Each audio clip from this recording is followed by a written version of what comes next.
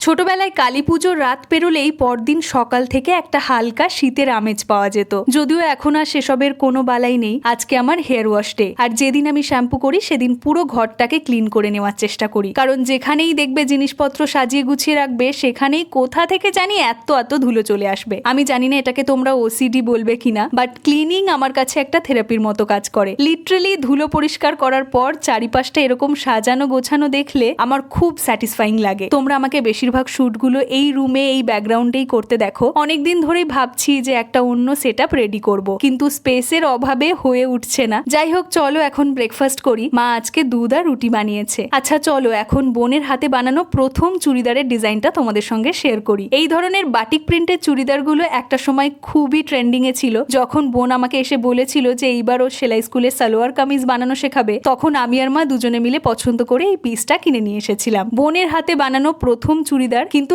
এত নিখুঁত বানিয়েছে কি বলবো তোমাদেরকে। এরকম ভি কাট গলা আর তার সঙ্গে 3/4 স্লিভ রেখেছে। যেহেতু বোন পাটিয়ালা প্যান্ট পরতে একদমই পছন্দ করে না, তাই ন্যারো ফিট প্যান্টই বানিয়েছে, কিন্তু পাটিয়ালা প্যান্টটা অন্য কাপড়ের ওপরে শিখছে। তোমাদের ওভারঅল সালোয়ারটা কেমন লাগলো কমেন্ট করে অবশ্যই জানিও। চলো আজ তাহলে আসি, দেখা হচ্ছে তোমাদের সঙ্গে পরের ব্লগে। বাই।